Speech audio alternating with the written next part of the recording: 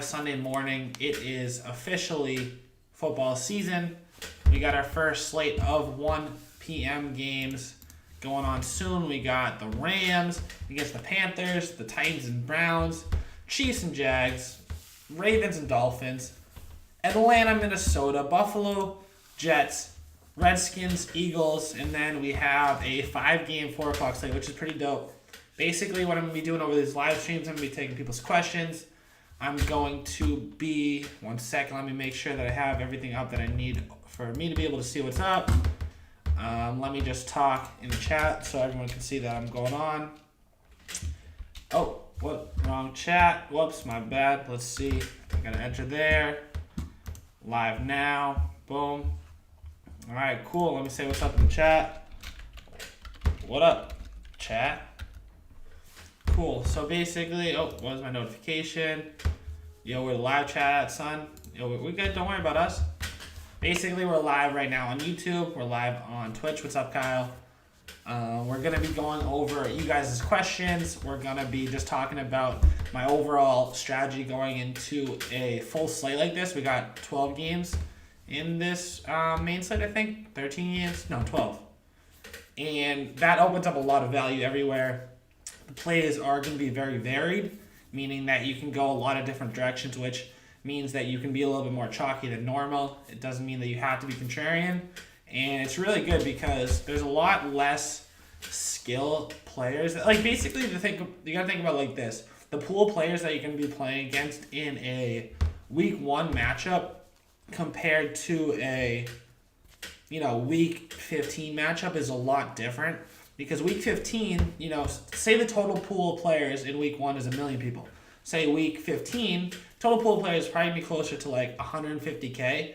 And the people that are still playing 15 weeks later are going to be a lot more skilled. They still have money.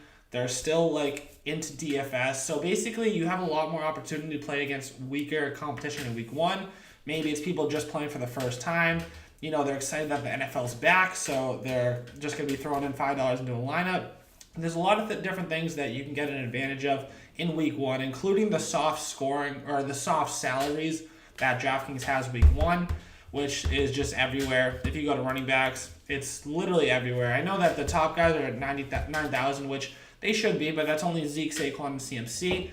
You can go down the list with Chubb, Damian Williams, Leonard Fournette, Dalvin Cook, Kerryon Johnson, Chris Carson. All these guys are going to smash their value in between that 5,500 and 6,500 range, which is where I want to have most of my lineup come from running backs this week. At wide receivers, you're just going to have so much money from all the other positions that you can pay up here if you want to. I don't love paying up for specifically, Julio this week. Mike Evans, you can. I think it's a little bit contrarian. That's what I did in my tournament slate. I don't want to show you guys my locked lineups, but, obviously I can. I'm going to show you my tournament lineup. Basically, in tournaments, you want to be contrarian. You want to be, don't worry about this lineup, guys. This is not my lineup, but if I go to edit, this is my tournament lineup. And the reason that I have this lineup in tournaments is because I want to be contrarian. And you look at ownership projections, which aren't always super accurate. I use FanShare to see the projected ownership of certain players. And basically in tournaments, I do 2 things. I look at players that are going to be low owned, and then I look at my favorite stacks. And my favorite stack is always a quarterback, running back, and wide receiver on the same team against a wide receiver on the other team. Jared Goff and Todd Gurley are going to be way under owned this week. They could go off. Todd Gurley always goes off. The most healthy he's going to be all season is week 1. You can be worried about his knees, but he's had all off season to rest.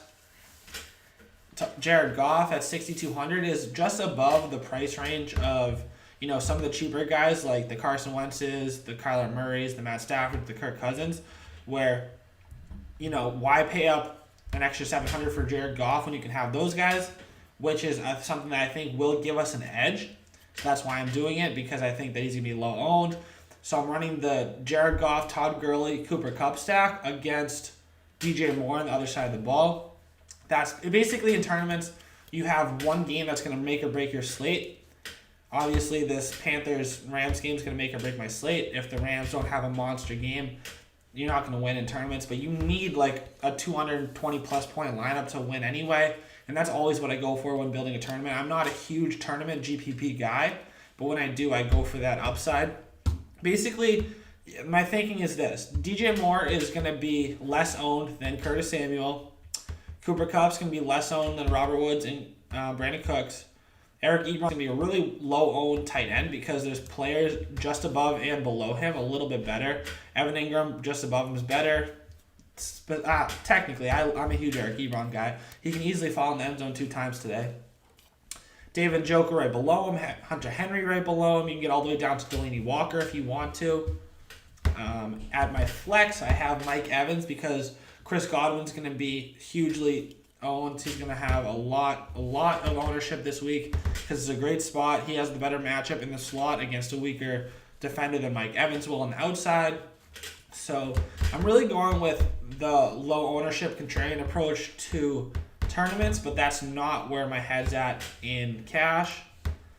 Let me go back to, let's just build like a cash lineup so you can kind of understand what I mean and what the difference is. Let's go to, doesn't matter. Obviously, I'm going to pick a tournament, but I'm going to build a lineup based on if it was a cash game.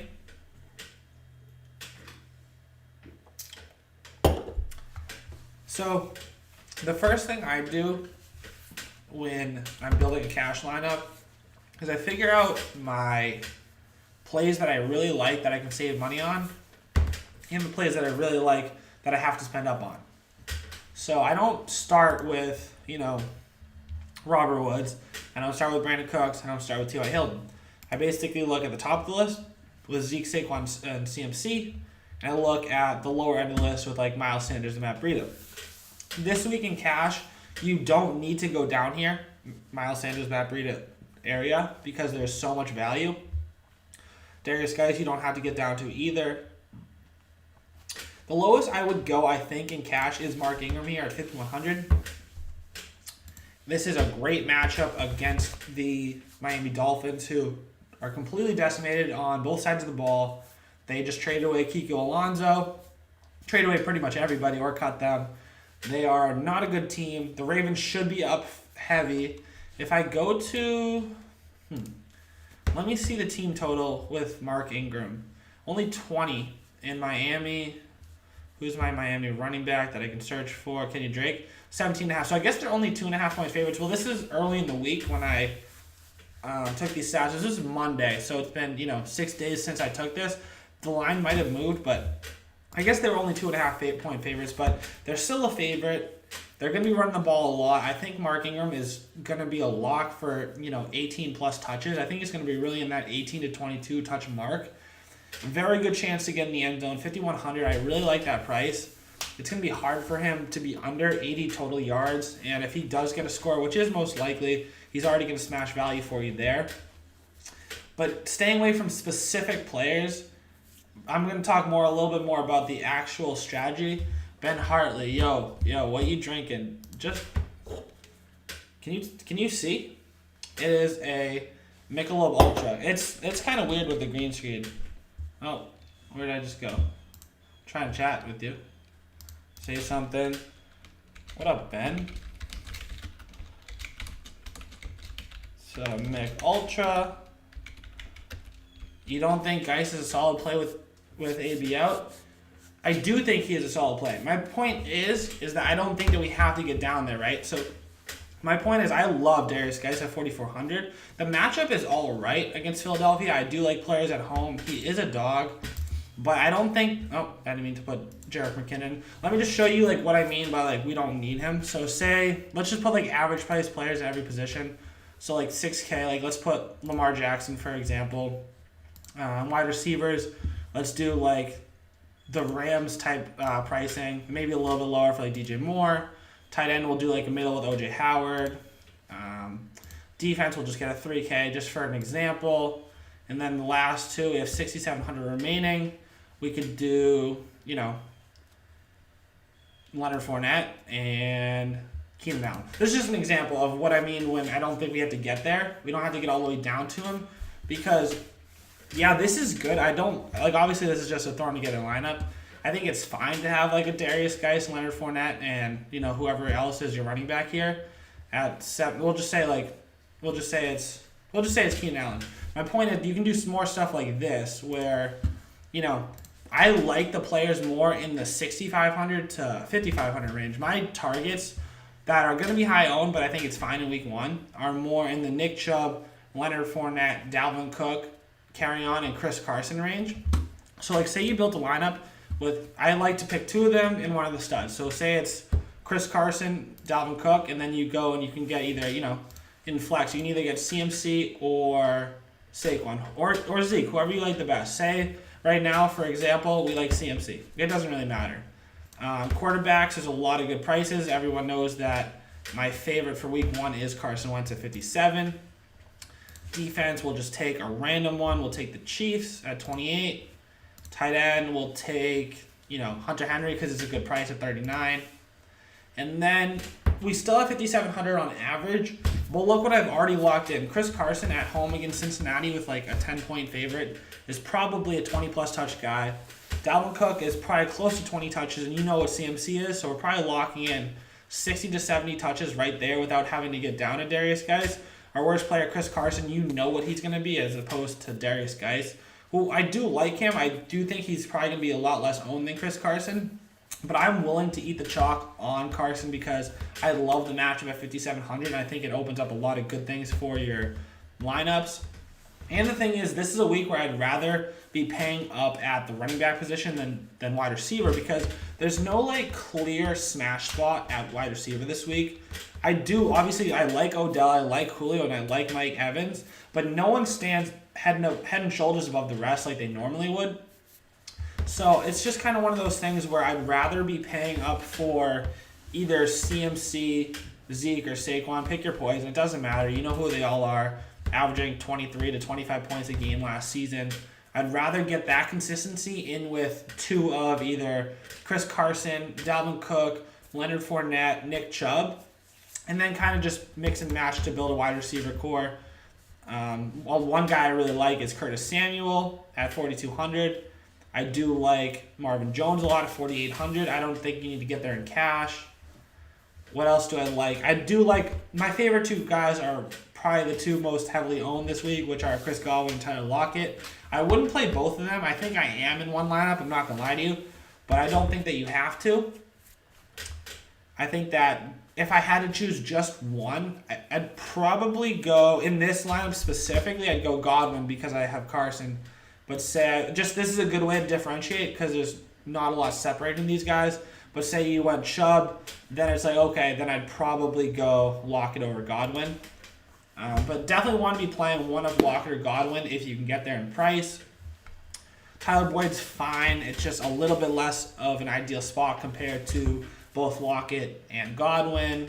DJ Moore I like. I don't think that you need to get there. And yeah, I wouldn't stack Carson and Lockett either. Yeah, it depends on what it is. I think in a cash game you shouldn't.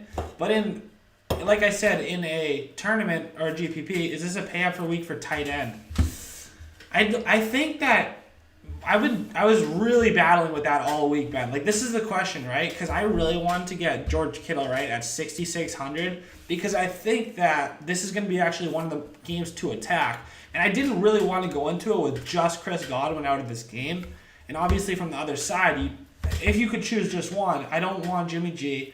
Dante Pettis is fine. Tevin Coleman and Matt Breida, they're fine. But if I want Kittle. Looking at exposure to Kittle and Kelsey, right? Yeah, so I use FanShare for my exposure. I don't think they're going to be as high owned as we think because it looks like Hunter Henry is going to be the highest owned tight end on the slate at 3,900. I hate to pay up for tight end. Yeah, it sucks because you just want to jam in the best running backs. But the thing is, let me just show you 2 plays that I really like this week. It sucks because I want Saquon in my lineup, and Evan Ingram is probably my favorite play at 4,800. I like this middle tier of O.J. Howard, Evan Ingram, and either Ebron or Hunter Henry. I know a lot of people are going to be skeptical with Ebron because of the lack of Andrew Luck and, clear regression. But the thing is, Jacoby Brissett is fine at the quarterback position. This team, just like 3 weeks ago, was still projected as one of the best teams in football. Jacoby's obviously no Andrew Luck, but they're still going to be good. he still has a nose for the end zone, and that's what you're looking for at 4,100. So it all depends on what you need to do. Personally, I like sticking in this 4K range and just paying up at running back and having, some of the 6K guys at receiver. But it's pretty easy this week to go down. Let's say I have this lineup right now, and I did want to put in Kittle. It's pretty easy to get there because there is good value. You have to find one cheaper option, like really cheap option, but you can always put in, let me see. I love Rashard Higgins. Like, this is easy. And then 4,500, I know I can get Curtis Samuel for 42. I can get Deshaun Jackson. I can get John Brown. But I'd probably go Curtis Samuel. Right. So this is it's easy to get to Kittle this week. You know what I mean? So I think that it's not a bad idea.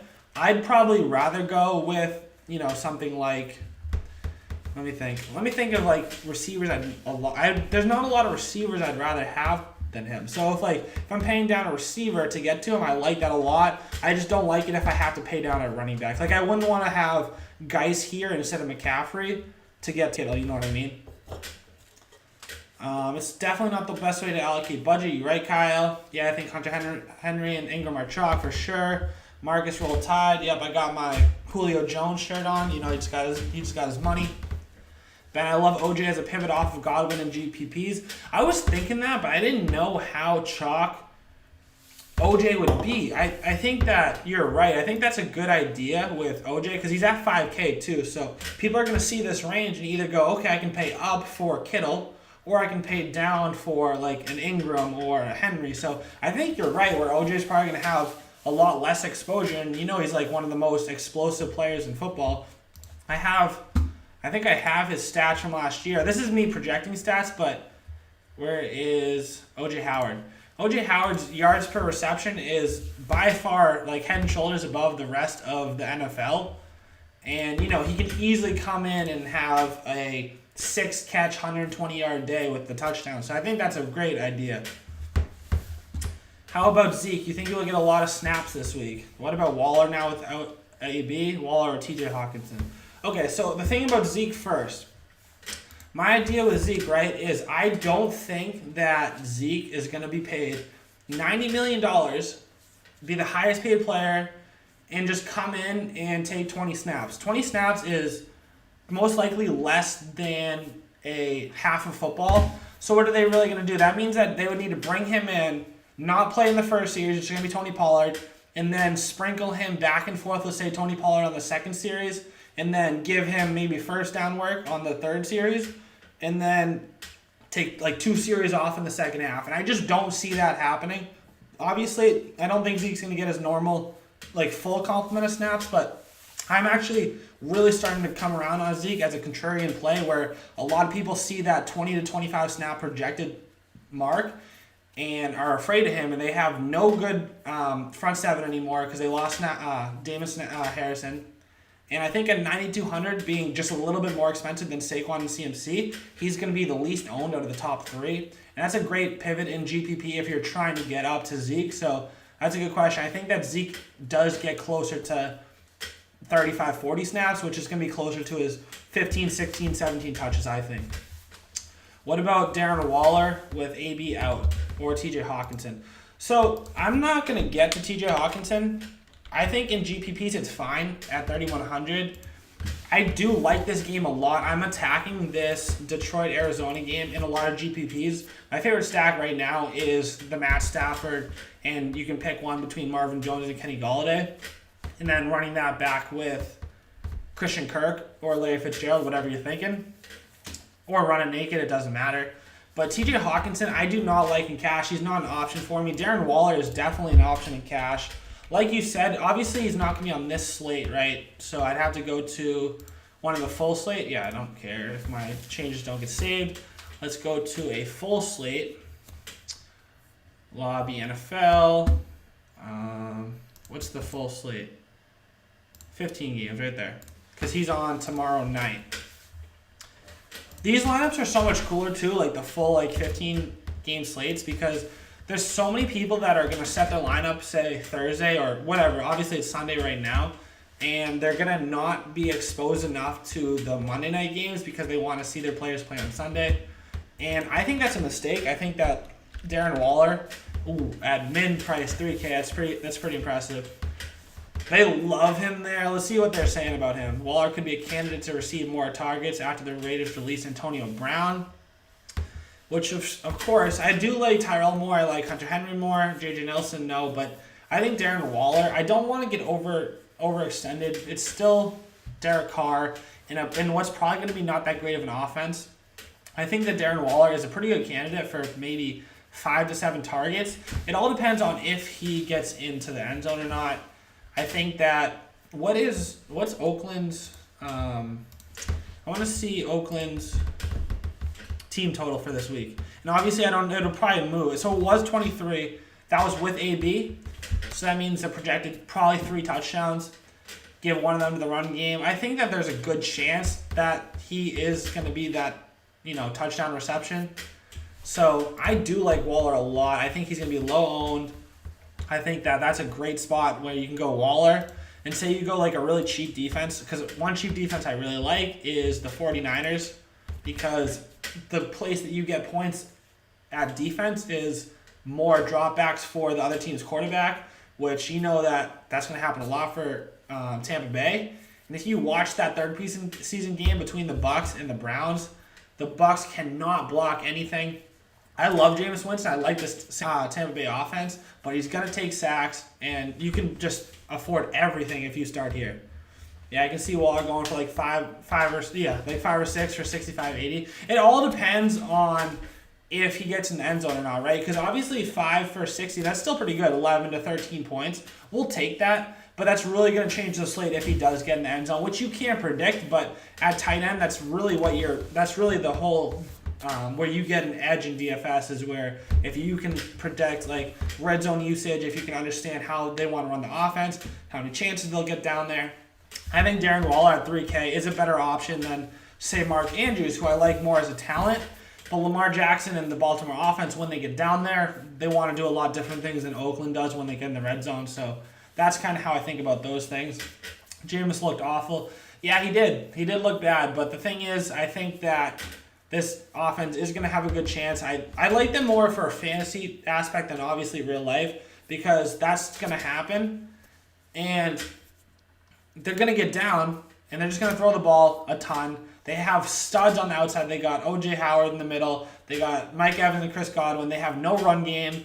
So they're going to put up points, and that's why it's good for both sides. Like, I don't mind playing both Chris Godwin and 49ers defense, because I think Chris Godwin can still have a 100-yard game with multiple catches, and the 49ers defense have 5-6 sacks with a turnover or 2. So that's what I'm saying. When you want to go something here, you can afford everyone. You can go Kittle.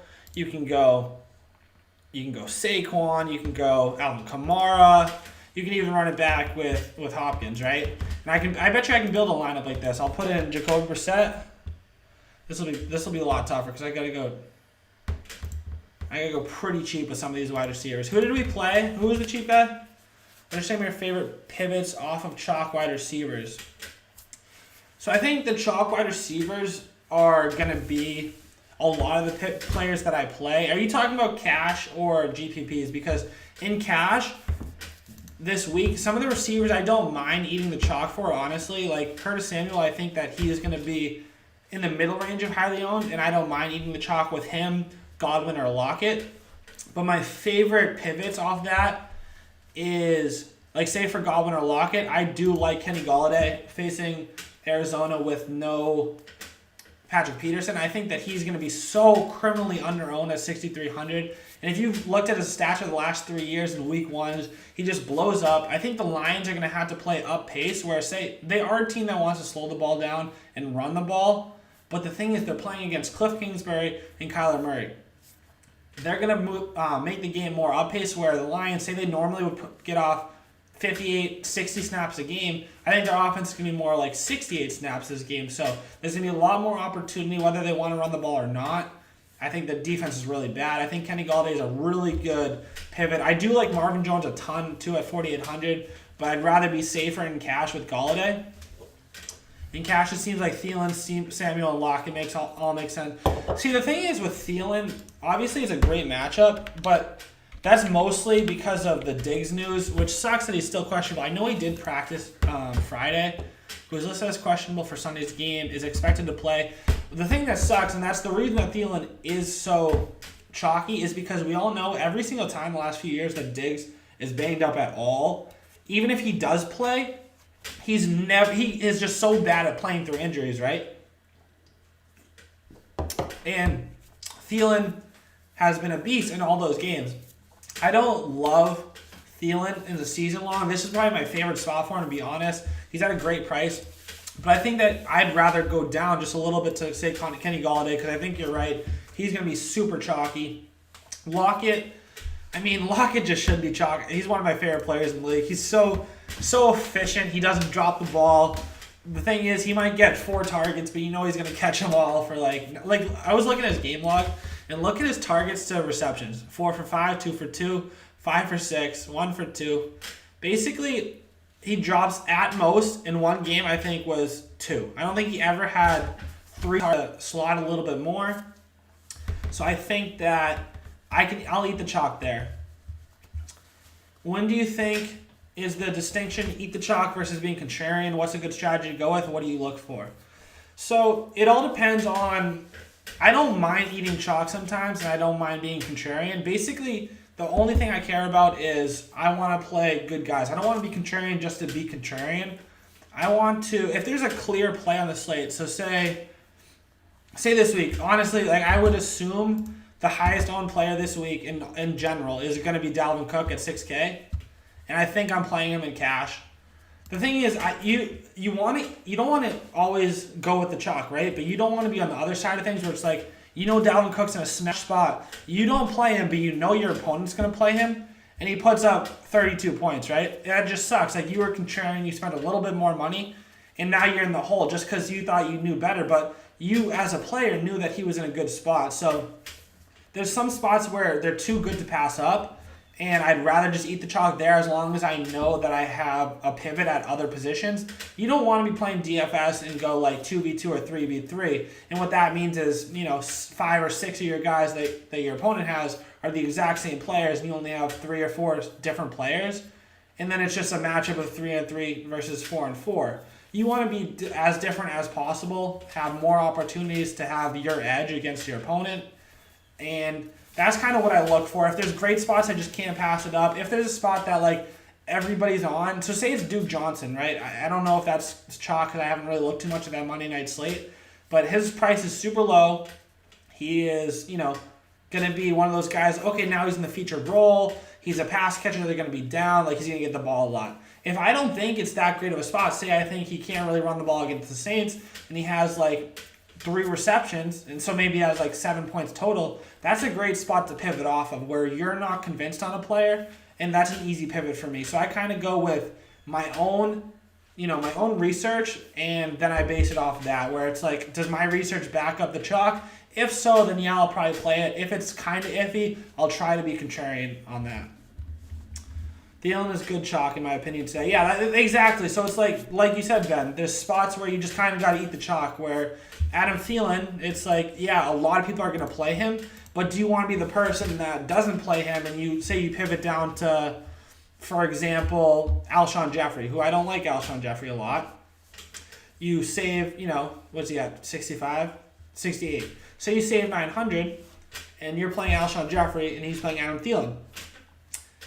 Adam Thielen goes out there and puts up 26 points. Alshon puts up 7. Like, you don't get an advantage to being contrarian. You don't get extra points for being contrarian. So the point of being contrarian is more of GPP and cash. You still have to do it, but you got to do it based on what you believe. So that's kind of where I'm at with that. Good thought, Ben. I appreciate that. But yeah, any other questions about the slate specifically? Do you want to have any questions on like what type of contest I play, like anything like that, or is there any like specific like quarterback questions or something like that? Put them in the chat if so. If not, I'll just ramble. It doesn't matter to me.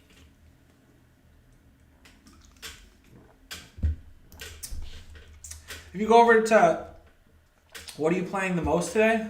Cody, would you mind discussing something more off topic? The importance of why Vegas lines matter for the projections of games and how players get involved?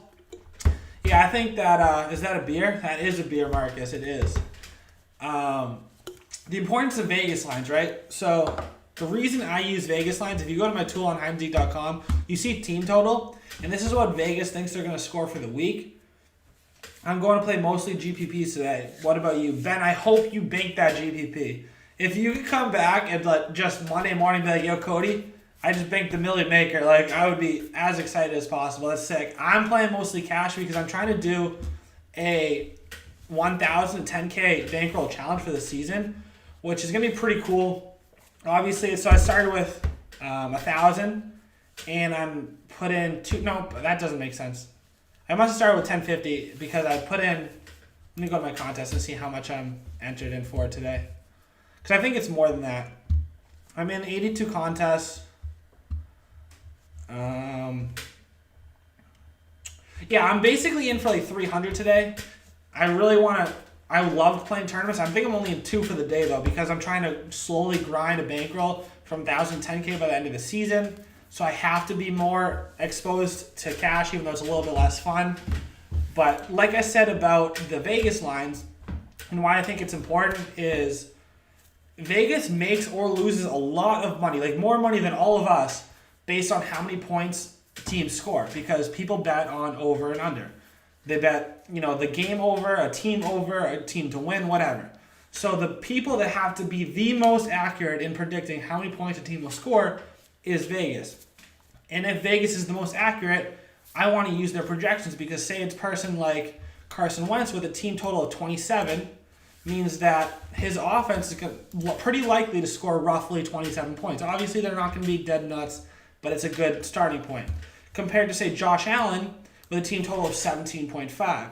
Obviously, there's a little bit difference in, you playing Josh Allen for his rushing upside, and Carson Wentz doesn't give you that anymore after those ACL injuries.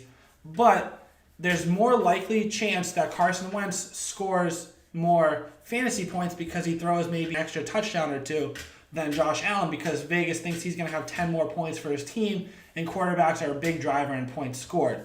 It matters for running backs, because if they're a favored running back, they're more likely to get more rushing attempts than a team that is projected to be losing by a lot. Joe Mixon's one of those guys specifically who has he's like a 10-point dog compared to Chris Carson on the other side. If you look at the rushing stats at the end of the game, I bet you Chris Carson has more rushing attempts. Joe Mixon might be a fine play because he's still involved in the passing game, but if you had to put a gun to my head and say pick a one lock, I'd say Chris Carson has more rushing attempts than Joe Mixon. That'd be a great return too. Yeah, so I love seeing you guys playing GPP. I don't know, Ben, let me know what are you stacking in GPPs? I did something kind of contrarian with the Jared Goff stack. Is there one quarterback that you're looking at a lot, or what are you thinking for your exposure in GPPs? Let's go back over here. Lineups, because like I said, this is my tournament lineup.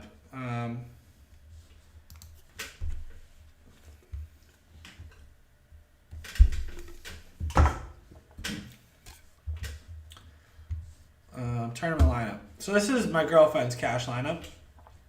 She got Lamar Jackson, Lev Bell, Dalvin, Odell, Pettis, Dede, OJ, Marvin Jones, and the Chiefs. My tournament lineup. Crack another one? Bro, we got the bottles now. Another one. I think for stacks today, that Baker Odell works. The Tennessee corners are awful. Yeah, I saw a pretty cool stat on Player Football Focus. I don't know where I saw the stat, but I saw it on PFF, I think, about Adoree Jackson in shadow coverage on Odell. And when they were showing the comparison of when Adoree Jackson shadowed T.Y. Hilton last season, and he just burned him. And Odell isn't T.Y. They're not like the same players, but they have a similar skill set. Most likely Adoree Jackson is going to follow Odell. I do like the Baker Odell stack a lot, because the thing is, at 6,400 against what's supposedly not, a bad defense, because Tennessee's pretty solid back there, and Nick Chubb's going to be more highly owned than the receiver and quarterback combo. I think Baker and Odell is one of the best stacks on this GPP slate, to be honest. I'm curious to hear who you're running that back with. if you're running it back with any Tennessee players, or like what running backs are you looking at there, because you're obviously going to have an edge just in that with Baker and Odell probably being lower owned. That's kind of where my head's at with Jared Goff and Cooper Kupp. Yeah, that's true. You can play a lot of the best quarterbacks naked. For anybody that doesn't know what that means, it means you can play, say, Lamar Jackson's probably the best example of playing a quarterback naked, because you want to stack quarterbacks when you think there's high correlation. So say you think Odell's going to have a 2-touchdown game, you want to play Baker because he's going to get at least 2 touchdown passes, most likely more, and that's what we're hoping for. Say Lamar Jackson, if you're playing him, he has the upside to have 100 rushing yards, where it doesn't matter what the running backs do, right? Because, I mean, what his pass catchers do, because you're playing him for his rushing upside. You're not playing him because you think that Willie Snead's going to have 2 touchdowns, so you want to stack Willie Snead with Lamar Jackson.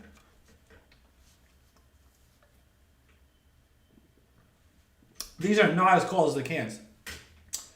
If I played Wentz, I'd probably stack Ertz.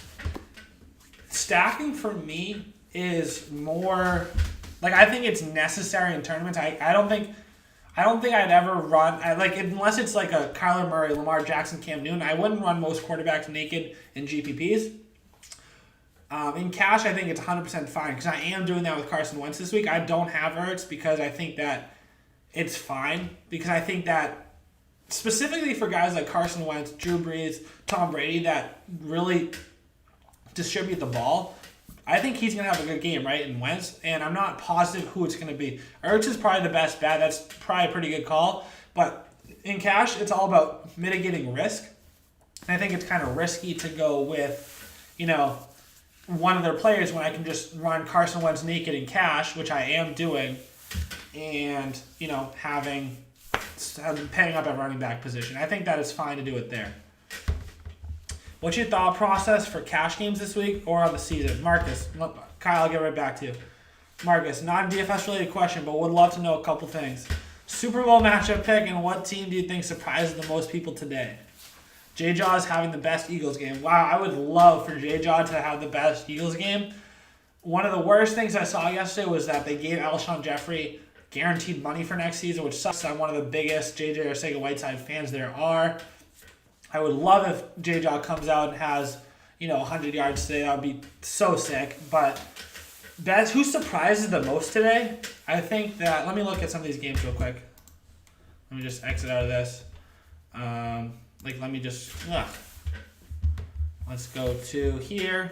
I'm trying to think of, I don't think it's going to be like the Jags, because I think that, I think the Jags are going to get beat up pretty good by the Chiefs. I think the Chiefs are just so good this year. Again, I picked the Colts. I'm not going to lie to you. Like a month ago, I said the Colts would have the best regular season record in the NFL. I think I could still be the Colts. I think the Colts winning the division could be the biggest surprise with Jacoby Brissett there instead of Andrew Luck. That's still one of the best rosters in the league. They still have one of the best O-lines. I think everyone has been off of the Colts, so I think that's where I would go with. I think the Colts have a good chance. One of my favorite bets, I'm not saying you guys got to bet or anything, I love the Colts plus 6.5 today against the Chargers. And for Super Bowl,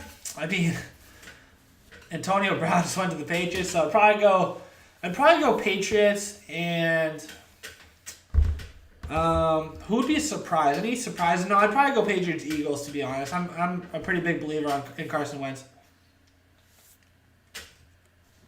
Ben Hartley. Yeah, in cash, I want as much volume in the highest projected games. That's what I'm saying. That's why I think that people that don't look at the Vegas lines are just doing themselves a disservice, because that's kind of like, I highlight, obviously, I grade things, like anything purple is really good. It's either like a skill like Patrick Mahomes, a price like Carson Wentz, or a team total. And, it just makes you not want to have players if they have a low implied team total. And you just want to have more shares of players scoring more points. It's like Vegas is only going to be so wrong in a given game because they have a lot more money on the line than we do. So just follow the money when it comes to that type of stuff. Patrick Mahomes, the KC Chiefs are still projected 20.5 points today. Like, everybody's afraid of Jacksonville defense, but another one of my favorite stacks in GPPs is running Patrick Mahomes and Kelsey, and either Damian Williams or Leonard Fournette. Most likely Damian Williams because he's so low owned today, and then running it back with D.D. Westbrook on the other side. Remember when Marcus said the Pats would win last year in like week 1 and it happened? Happens every year. Yeah, I mean, you'd probably make a lot of money if every week 1 you just bet on the Patriots to win the Super Bowl. I mean, I can't argue with that. But yeah, guys, that's pretty much where my head's. Oh yeah, Kyle had a question. I forgot about that. What's your thought process for cash games this week, this season? And a lot of people say not to tinker with your lineup after making it. What advantages do you find with this strategy? Guys, I love the Anti-Tinker podcast with Adam Levitan. He's the man. But the thing is, it does pay to tinker sometimes. And the thing is, we got to take advantage of stuff that other people aren't going to be worried about. You're going to be a sharp DFS player, which means that your lineup is going to be final at like 12:59 p.m. Eastern time. That means you're taking advantage of any late news and injury, taking advantage of any late news in weather, you're taking advantage of any late news in defensive, like players being hurt. You hear, like, basically a lot of people, you don't want to tinker, right? Because you're most likely, the saying is that your first instinct is the right one. But the thing is, we're pros. If we hear, Jalen Ramsey decided that, because he's also on his 5th-year rookie deal, because he was in the same draft as Zeke in 2 seasons, he decides, hey, week 1, I also want more money. I want a contract extension, so I'm going to sit. I didn't tell you guys because it's bad for your team. And we hear this 10 minutes before kickoff. You know what we do? We say, hey, let's completely scrap everything, and we're going to go with a Patrick Mahomes, Tyreek Hill stack because you know what? Not enough people are going to be on that. You're going to be one of the few, especially in GPPs. Do you know how many people, especially in week 1, set their GPP lineup like 4 weeks ago and won't even ever go back to change it? It's probably going to be, I bet, like 20 to 25% of the entire field set their lineup 3 to 4 weeks ago and will not change it. So you already have an advantage on those type of people. Obviously, you're not going to have the advantage on the pros that are putting in 150 lineups into these GPPs. But this is just one extra benefit that you guys can have. I like to tinker, so that's why I do it. That's true. Week 1 to 4, you can exploit the people who think DFS will make them rich. Absolutely, guys. That's not what we're here for. We're not here for a get-rich-quick scheme. We're here to grind cash games. We're here to bank GPPs. But we're here to do it the right way. But back to your question on what's your thought process for cash games this week and this season. Basically, the way I think about cash is finding the best players in the best matchups and mitigating risk. Risk could also involve, though, being too overexposed to the same players that the rest of the field's going to be exposed to. So part of mitigating risk is knowing where the chalk is and knowing when to avoid it. I'm not going to be playing risky players. I'm going to find, basically in my tool on the site, it's all about cash because, some of these guys are going to be over-owned, but it's fine. Wentz at 5,700 with a 2017 total is probably going to put him in chalk, right? Because this team's going to score a lot of points, and he's cheap. So he's probably going to be highly owned. That's not one of the points I would avoid. Maybe I would avoid, say Stephon Diggs, like early in the week, was in a great spot because the offense looked like they'd be throwing the ball to him more this season than Thielen. He hadn't been hurt yet. And maybe I thought, you know what? He is going to be 20% owned this week, but I'm going to pivot. I think everybody's going to be on Diggs. I'll be on Thielen. Right? That's one quick thing, $100 difference. You still have the same exact thought process on the game. You just change one thing in thinking. I think Thielen's going to be the receiver to own instead of Diggs. That's already going to give you leverage on the field. If your hypothesis that you've done the research for and you believe in is right, you already have a lot of leverage on your opponents, and that could be a slate changer. So my cash game is pretty much finding the best players in the best spots, mitigating risk, and just knowing ownership. It doesn't mean I'm afraid of the chalk. It doesn't mean that I'll always be contrarian, but it is. You just need to be conscious of it. You need to know who's going to be owned and how much. Kyle put an emoji. Don't know what the emoji was.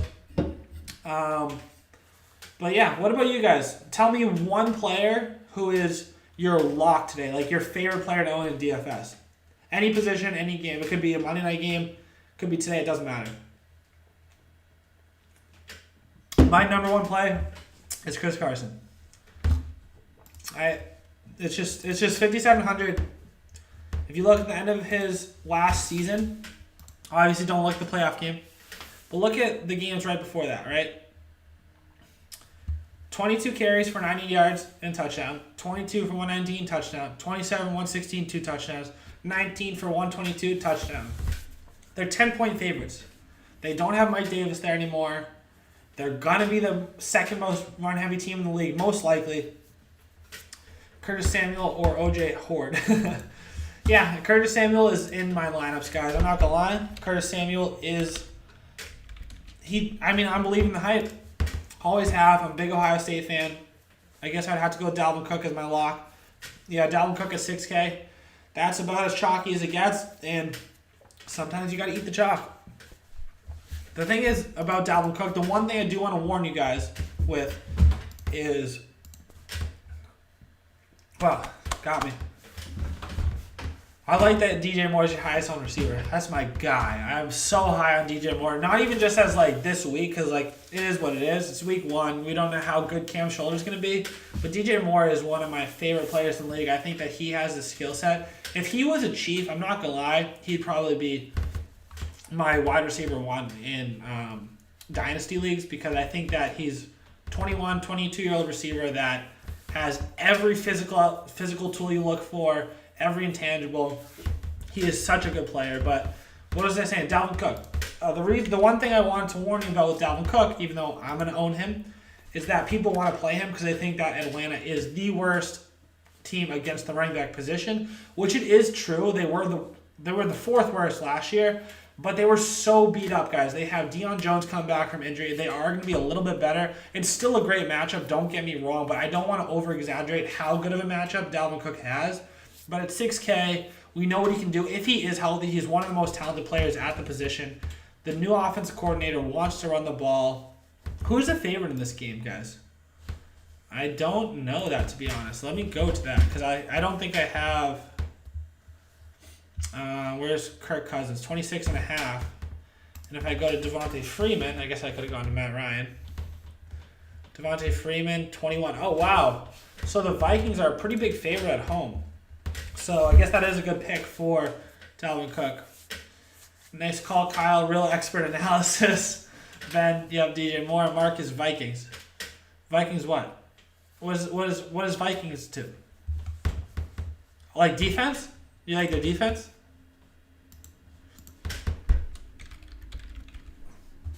At 3,300? Skull. All right. Yeah, I guess they're a fine defense playing at home. Matt Ryan's usually better in a dome. I'm not paying up 3,300 to get the Vikings defense, but they were the favorite. Oh, you're just answering my question. Thank you. Yeah, I make sense. I mean, I don't know if I was betting on that game where I would go, but I think that it's fine to go that way. I think that that's a fair favorite. I think Vegas would make more money putting them as a favorite than they would if they put Atlanta. Not the defense, dude. But yeah.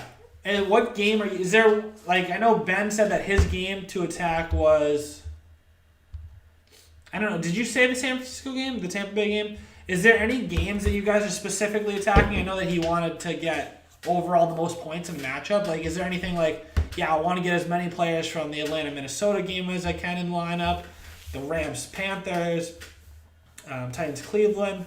KC Jacksonville obviously has probably the best players. Baltimore I like a lot. Washington, Philadelphia, Indy Chargers, Cincy, Seattle. There's so many cool stacks that you can use. I think that I'm going to be under-owned on this game, this Dallas Giants game. I'm not a huge fan of Week 1 division rivalries. Usually lower points than normal. Rams-Panthers is probably a good one. I think they have a huge over-under. I wish they would put it on here. That would be really smart for them. Yeah, I think that's probably the best game. The thing is, there's just so much talent in that game. There's CMC, Todd Gurley, Cam Newton, Jared Goff, Robert Woods, DJ Moore, Brandon Cooks, Curtis Samuel, Cooper Kupp. What do you guys think about, I think you played CMC, Gurley, and all the wide receivers. Absolutely. Absolutely. I think that no one's out of play. What do you guys think about the receivers for, is this just this game? Oh, it's just the Carolina receivers. What do you guys think about the receivers on the Rams. Do you think that it's a Robert Woods day? Do you think it's a Brandon Cooks day? Do you think it's a Cooper Kupp day? I think Brandon Cooks has the toughest matchup with, what's his name? Panthers top cornerback. The rookie last year that had a big year, 25. What? I'm blanking. Cornerback. Dante Jackson. Dante Jackson is fast. Yeah, I'm pretty sure he came in second in the 40-yard dash competition to Marquise Goodwin. 100% right, Kyle. What did he say? What did I miss? Marcus, I did want to get a lot of guys in the Chargers game, but want to see how it plays out week 1 without luck. Greg Olson emailed DraftKings and tell them to put totals easily. To be honest, I'll just put it on my site and say, you know what, DraftKings, everybody can come here and check it out because I got the hookups. Kyle, it's tough because you obviously don't want to play people from just one game, but I agree with you. Yeah, it is. I think it is under our own game just because of the pricing, right? There's going to be players like I was talking about before, like the Dalvin Cook ranges, where even more so than just the cheaper guys. Look at Todd Gurley. He's in no man's land at 7,900. You can either pay up for the top 3 or you can pay down in the 6K range. I feel like he's going to be like one of those guys that just no one owns, and that's why I own him in my GPPs. Because he's still Todd Gurley. People are concerned about his knee. His knee's never going to be healthier this season than it is right now. He's had all offseason rest to get better. This is going to be, obviously it's not a tough matchup, but he's still going to get goal line touches.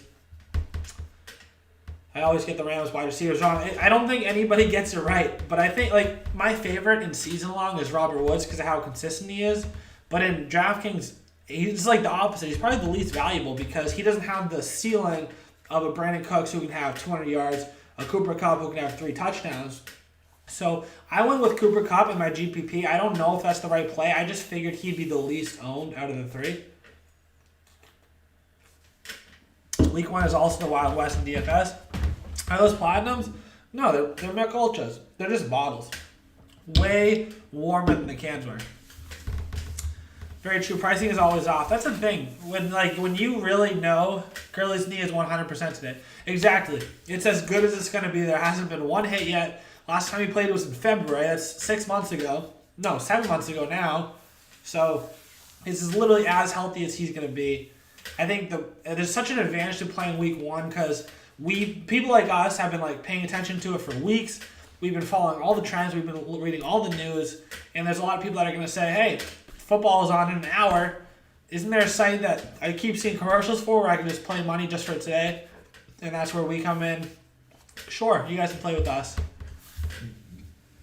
Works 100% of the time, 60% of the time. LOL, 40% of stats are made up. We got some hardcore commentary going on. I appreciate you guys in the chat. Ben, Marks, and Kyle, appreciate you guys. The thing is, we're going to be doing this always, every Sunday. I'm going to start being more active on Twitch if you guys are around. I love interacting with people like this. It makes this job a lot more fun. It's way better to actually answer questions that I know you guys are having instead of just assuming the questions that you guys are having. If you go to my Twitch channel, which I want to do right now because shotgun one for us. You can't. I'm not gonna shotgun a can. I'm not gonna lie. I mean a bottle. But if you go to my Twitch, there is a schedule below it of when I'll be on live. So if you want to come over there, I'd appreciate it whenever. But yeah, I'm gonna do this every single week. We're probably gonna do it like this, probably like an hour. It's been an hour almost right now. We might go a little bit longer once the season gets really into the swing of things and there's going to be more questions to answer. But pretty much, guys, I'm just going to be here. I'm as excited as you are about week 1 starting. I have, 83 contests going today, so you know I'm involved. Live entries, 82. I got 82 entries coming today. I wonder if all my lineups got picked up. All my contests are filled. I'm ready to go. My lineups are locked. I'm ready to sit back, bank a GPP. Only tuning in next week if you are wearing an AB jersey. What if it's an AB shirt? Because obviously I'm a Patriots fan. Bro, that McAfee thing with AB on your Twitter had me rolling. Dude, he called that. He called the AB drama. And if you guys haven't seen it, check out Pat McAfee's Twitter. Matt Breida thoughts. I think that it's going to be a close. I think it's going to be a pretty close split. I think it's going to be more Tevin Coleman in this type of environment where they're going to pass the ball more. Maybe close to 60-40, but I think it'll be closer to 55-45. Jersey or shirtless? I'm going to go into cryo tank and melt my feet off. Yeah, what Kyle's talking about is Pat McAfee was impersonating Antonio Brown when he was trying to get out of Oakland. He's like, I'm going to go into the cryotherapy chamber and try to melt my feet off. You guys going to release me now? No, we'll get over it. Damn, what can I do next? That was pretty hilarious. But he got to where he wanted to be. We haven't heard a peep from him since he signed with New England. You never know. The guy has lost his mind. Yeah, Ben hit the nail on the head. He's only a GPP play for me. Because in cash, you just need guaranteed volume. There's nothing guaranteed about Matt Breida. I have him up here. I like the player. I like the matchup. Price is all right. Team total is all right. He's in my middle tier of consideration. Nothing great. He's obviously not in the... I did make this before Zeke was playing. These guys will not be in my rosters this week. Adrian Peterson is a healthy scratch. One thing to know if you haven't, that's why Ben was talking about Darius Geis to start. Obviously, I had to move Darius Geis up. I don't know where he was before. I actually had him pretty high even before that news. He's definitely going to move more up to... Probably up to this Tevin Coleman, Mark Ingram range for me. Saquon did move up because I have Saquon in a lot of lineups today. Can you guys send me that to me, the past stuff? Yeah. So what is a deep sleeper play at wide receiver for everyone? Wow. GPPs, I'll say Tyrell. Yeah, Tyrell is probably the best bet, honestly, because no AB. The corners for the Broncos are not the same as last season. I know they got, from the Texans, going to be playing his first game there. So, think about Tyrell. He's always a great GPP play because he can just come in and catch a 50-yard touchdown.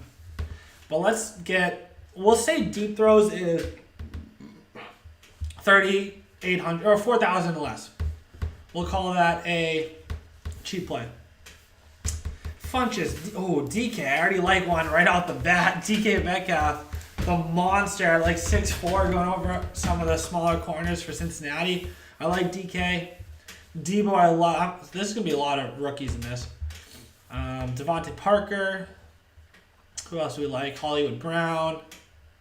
Cole Beasley. Danny Amy. A.J. Brown. J.J. Arcega-Whiteside, like Marcus said. Terry McLaurin. Yeah, I'd have to go with DK Metcalf as my favorite because he already got the go-ahead to play this week. He's healthy, coming off that knee scope. He is going to be a starter in 2 and I think 3 receiver sets. And I think that DK Metcalf has as good of a chance as anybody. He ran a 4.33 to have 3 catches for 115 yards and a touchdown. He's that type of player. What about Ridley? We're talking about Calvin Ridley? Thing about it is, one thing that I have right here is, I guess I don't have it here, but Minnesota, I think, was the second best team against wide receivers last year. They gave up 200 yards in the air all season. I think that's why it's tough for a lot of people to get behind the Matt Ryans, the Austin Hoopers, the Julios, and the Calvin Ridleys. I think Calvin Ridley is a great GPP play. He's not on my radar for cash. I'd have to say Dede. Wow, I love Dede Westbrook. I don't think he's a sleeper. I think that he was a sleeper at the beginning of the week, and now he's going to be the second highest owned wide receiver, which I thought he wasn't going to be that high owned, but you don't really know until the week progresses. Dede Westbrook, number 1 target for Nick Foles in the preseason. He's going against a defense that makes you pass the ball more because you're normally trailing. And he's by far the best option they have on the team. I love Dede for sure. What about Chris Thompson? Marcus, you love Chris Thompson, James Washington. Chris Thompson, just the thing is, what's his price? Is he $4,400? I think he's it's $3,500. 44 is guys. When was the last time he played? He was so irrelevant last season. He didn't. Oh wow. Week 1 and week 2, he was a beast, huh? I just don't know if he has it in him right now. He's just so many injuries racked up in a row. It's fine. I don't think you need to get there this week. He's a solid meh. Marcus. James Washington playing tonight against the Patriots. I know that's your guy, but in the pecking order, it goes Juju, and then probably James Conner, and then probably Vance McDonald, and then I would say Dante Moncrief, and then I'd say James Washington is 5. And I like my boy Deontay Johnson more than James Washington. He's fine. What's the deal with Mike Evans yet? So what Ben's talking about is there was like some kind of sickness going around the locker room in, to be fair, by far the best thing when it comes to news. Oh my God, you're so annoying. The best thing when it comes to news is Twitter. I'll check it on my phone. I don't even care. I'll take the second because they're the most up to date with everything. Basically, there was a sickness going around the locker room for the Tampa Bay Bucks. Oh, I spelled Evans wrong. But they said that it was kind of like a 24-hour thing. If I go to latest. No, don't go to latest.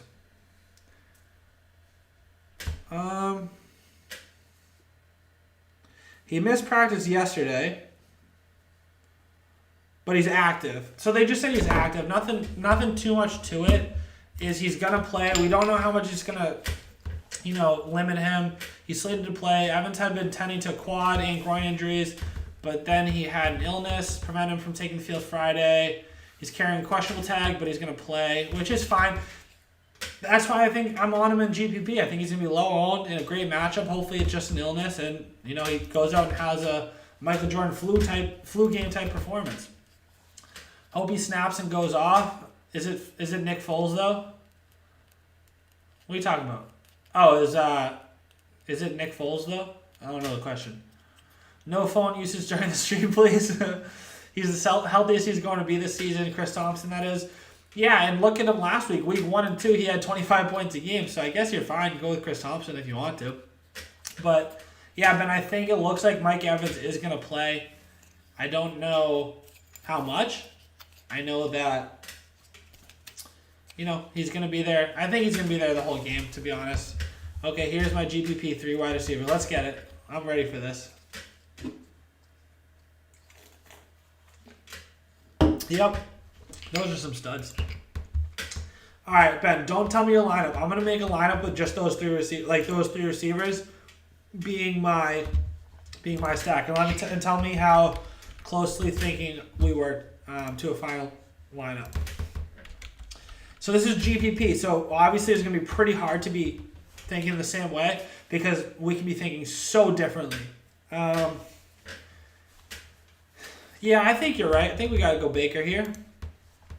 Or we could run.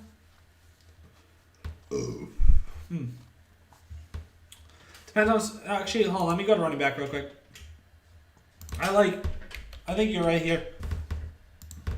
I think I like him for GPPs. And I like him for GPPs. Tight ends. There's really no one I like more than Eric Ebron for GPPs because no one's going to be on him. Defense. Let me start with the cheap one and see if we need the money. And if we do, we'll use it. Quarterback and GPPs. Let's run these guys naked and go Stafford. And can I get up to Kenny Golladay for flex? For sure. It's weird in cash. I don't think I would never have a wide receiver in my flex, but in GPPs, I tend to have wide receivers in my flex more. In GPPs, I do like having extra money on the table. See how there's $300 salary remaining? It's just a quick way to differentiate because I think it was something like 75% of people that join GPPs leave less than $200 on the table. So already you have a lineup that's 75% different than the entire field. That's one quick way to be contrarian. So I think you can do a pretty cool lineup where you stack Matt Stafford, Kenny Golladay. You run Gurley, Geis. Well, you run Geis and Gurley at running back and run that back with DJ Moore, Odell Beckham, Tyler Boyd, Ebron, and 49ers. This would be pretty cool. Obviously, you can do something even more contrarian and just have Marvin Jones and have a ton of money on the table. And just have literally like a 99.9% chance that you have a unique lineup right here with $1,800 salary remaining. And if you bank it, you're not going to split the prize pool with anybody. You think Sony will have a big day? Baker, Sony, Darius Geis, OBJ. You like Galladay over Jones this week. In just like raw projections, I would have to go Galladay. In ownership, I might like Marvin Jones a little bit better. Baker, Sony, Darius Geis, OBJ, DJ Moore, Tyler Boyd, Mark Andrews, Alvin Kamara, San Francisco D. Yeah, I mean, obviously I don't have the full slate right now.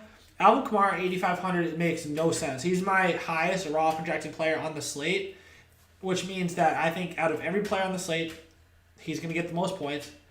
There's going to be some random guy that just walks in with like 40 points, like an Albert Wilson type player.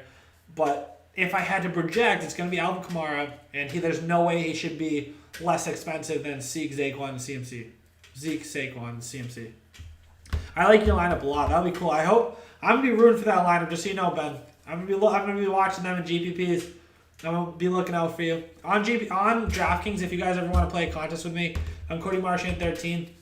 What I kind of want to do is have like a group of us like that watch the live stream Sunday morning.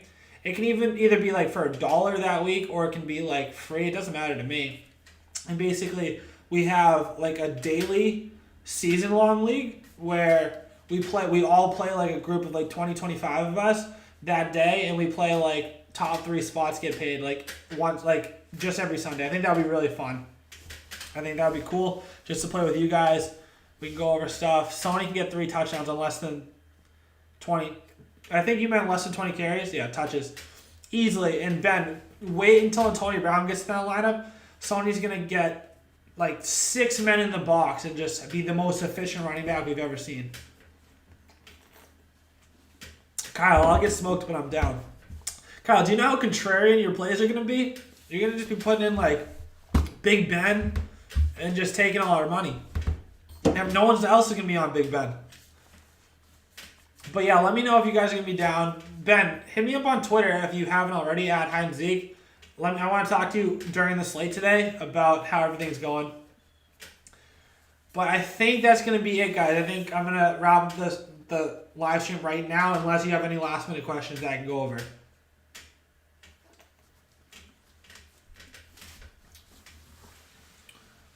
Marcus is down. Yeah, Marcus is what we like to call a charitable donation to the prize pool. Kyle, I'm gonna be like, man, why is no one choosing my lineup? I must be onto something. Marcus, rapid fire. Rapid fire, you're gonna like ask me questions, or you just need? What is your red zone info for Sling? You want to watch the games? That's too bad, bro. It's funny that you know that I use Sling for red zone too. Guy, you great chat, guys. Appreciate it, Ben. But yeah, I appreciate it, guys.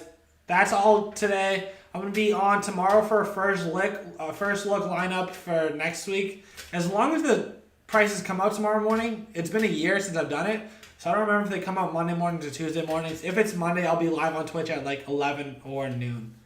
Red zone info for Sling. Yo, can I get that Netflix password? Marcus, wait, can I really not get that info? Dude, tweet me at HydeAndZeke, DM me. But thanks for stopping, guys. It's been super fun. I appreciate it, and I hope Ben binks the tournament. And I'll talk to you guys next time.